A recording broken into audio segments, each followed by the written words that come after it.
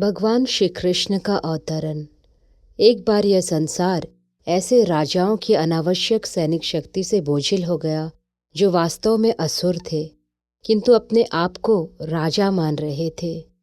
तब सारा संसार विक्षुब्ध हो उठा और पृथ्वी की अधिष्ठात्री देवी, जिसे भूमि कहते हैं, इन आसुरी राजाओं से उत्पन्न अपनी विपदाओं को बताने के लिए ब्रह्मा जी के पास गई। भूमि ने गऊ का रूप धारण किया और वह आंखों में आंसू भरकर ब्रह्मा के समक्ष प्रकट हुई। वह शोकार्त थी और भगवान की करुणा जगाने के लिए रो रही थी। उसने पृथ्वी की विपदाग्रस्त स्थिति का वर्णन किया। इस वृतांत को सुनकर ब्रह्मा अत्यंत दुखित हुए। वे तुरंत क्षीर सागर के लिए चल पड़े, जहाँ भगवान विष्णु निवास करते हैं। ब्रह्मा जी के साथ शिव जी इत्यादि सारे देवता थे और भूमि भी उनके साथ होली। क्षीर सागर के तट पर आकर ब्रह्मा जी भगवान विष्णु को, जिन्होंने पहले वराह का दिव्य रूप धारण करके पृथ्वी लोक की रक्षा की थी, प्रसन्न करने का उपाय करने लगे। वैदिक मंत्रों में पुरुष सुक्त नामक एक विशेष प्रकार की प्रार्थना है। सामान्य रूप से देवतागण इसी पुरुष सुक्त का उच्चारण करके श्री भगवान विष्णु को नमस्कार करते हैं।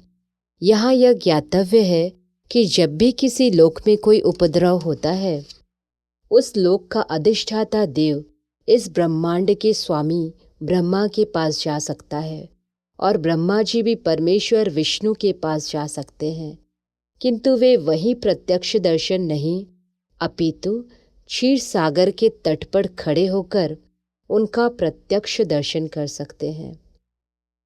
इस ब्रह्मांड के अंतर्गत श्वेत द्वीप नामक एक लोक है जिसमें क्षीर सागर है। विविध वैदिक वाङ्मय से ज्ञात होता है कि जिस प्रकार इस लोक में लवण सागर है, उसी प्रकार अन्य लोकों में भी अनेक प्रकार के तरल सागर हैं। कहीं क्षीर सागर है तो कहीं तेल सागर और कहीं सुरा सागर तथा अन्य प्रकार के सागर हैं। पुरुष सुक्त ही वह आदर्श प्रार्थना है जिसे देवतागण क्षीरोदक्षायी भगवान को प्रसन्न करने के लिए पढ़ते हैं। क्षीर सागर में शयन करने के कारण वे क्षीरोदक्षायी विष्णु कहलाते हैं। वे ही श्री भगवान हैं जिनसे इस ब्रह्मांड के समस्त अवतार प्रकट होते हैं।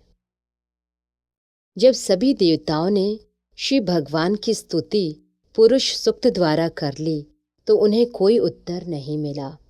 अतः ब्रह्मा जी स्वयं ध्यान करने में लग गए और तब भगवान विष्णु ने उन्हें एक संदेश भेजा। ब्रह्मा ने इस संदेश को देवताओं तक प्रेषित कर दिया। वैदिक ज्ञान प्राप्त करने की यही विधि है। यह वैदिक ज्ञान सर्वप्रथम श्री भगवान से ब्रह्मा को हृदय के माध्यम से प्राप्त होता है। जैसा कि श्रीमद् भागवत के प्रारंभ में कहा गया है, तेने ब्रह्म हृदय आदि कवये, वेदों का दिव्य ज्ञान हृदय के द्वारा ब्रह्मा तक प्रेषित हुआ। उसी प्रकार यहाँ भी केवल ब्रह्मा ही भगवान विष्णु द्वारा प्रेषित संदेश को समझ पाए और उन्होंने तुरंत कार्यवाही के लिए देवताओं को प्रसारित कर दिया। यह संदेश इस प्रकार था: भगवान शीघ्र ही अपने परम शक्तियों सहित पृथ्वी पर प्रकट होंगे और जब तक वे पृथ्वी लोक में असुरों के संहार तथा भक्तों के संस्थापन का उद्देश्य पूरा करने के लिए रहेंगे, तब तक देवताओं को भी उनकी सहायता के लिए वहीं रहना होगा। उन्हें तुरंत उस यदुवंश में जन्म ग्रहण करना होगा जिसमें यथा समय भगवान भी प्रकट होंगे। भगवान श्री कृष्ण स्वयं वसुदेव के पुत्र रूप में प्रकट होंगे। उनके प्रकट होने के पूर्व सारे देवताओं को अपनी अपनी पत्नियों सहित संसार भर के विभिन्न पवित्र परिवारों में भगवान को उनके कार्य में सहायता पहुंचाने के लिए प्रकट होना चाहिए। यहाँ पर तत्प्रियार्थम शब्द अत्यंत उपयुक्त है, जिसका अर्थ है कि देवताओं को चाहिए कि भगवान को प्रसन्न करने के लिए इस पृथ्वी पर प्रकट हों। दूसरे शब्दों में, कोई भी जीव जो भगवान को प्रसन्न करने के लिए ही जीवित रहता है वह देवता है। देवताओं को यह जानकारी भी दी गई है कि भगवान कृष्ण के अवतार के पूर्व पृथ्वी पर भगवान कृष्ण का पूर्ण अंश अनंत प्रकट होगा, जो अपने लाखों फनोट से ब्रह्मांडों को धारण किए हुए है। उन्हें यह भी सूचित किया गया कि विष्णु को बहिरंगा शक्ति भी, जिससे समस्त बद्धजीव आकृष्ट होते हैं, परमेश्वर के आदेश के अंतर्गत उनकी प्रयोजन सिद्धि के लिए प्रकट होगी। समस्त देवताओं तथा भूमि को भी मधुर वचनों से आदेश तथा सांत्वना देने के पश्चात समस्त प्रजापतियों के पिता ब्रह्मा जी अपने धाम सर्वोच्च लोक ब्रह्मलोक को चले गए। यदुवंश का नायक राजा शूरसेन मथुरा प्रदेश तथा साथ ही शूरसेन नामक जनपद पर, जिसका नाम उन्हीं के नाम पर रखा गया था, शासन कर रहा था। राजा शूरसेन के शासन के कारण मथुरा नगरी समस्त यदु राजाओं की राजधानी बन गई। मथुरा इसलिए भी राजधानी बनी क्योंकि यदुओं का परिवार अत्यंत पवित्र था और वे जानते थे कि मथुरा ही ऐसा स्थान है जहाँ द्वारका के ही समान श्री कृष्ण का नित्य वास रहता है। एक बार शूरसेन के पुत्र वसुदेव देवकी को ब्याह कर अपनी नवपरिणीता पत्नी के साथ रथ पर चढ़कर अपने घर जा रहे थे। देवकी के पिता देवक ने प्रचुर दहेज दिया था, क्योंकि वह अपनी पुत्री को अत्यधिक चाहता था। उसने सैकड़ों रथ दिए थे जो पूर्णतया स्वर्ण मंडित थे। उस समय उग्रसेन का पुत्र कंस अपनी बहन देवकी को प्रसन्न करने के लिए वसुदेव के रथ के घोड़ों की रास स्वेच्छा से अपने हाथ में लेकर हाँकने लगा था। वैदिक सभ्यता की प्रथा अनुसार जब कन्या का ब्याह होता है तो उसका भाई अपनी बहन तथा अपने बहनोई को उनके घर ले जाता है। नवविवाहिता कन्या को अपने पिता के परिवार का विछोह न खले, इसलिए भाई उसके साथ तब तक जाता है जब तक वह अपनी ससुराल न पहुंच जाए। देवक ने जो पूरा दहेज दिया था वह इस प्रकार था: स्वर्ण हारों से मंडित 400 हाथी, 15,000 सुसज्जित घोड़े तथा 1800 रथ।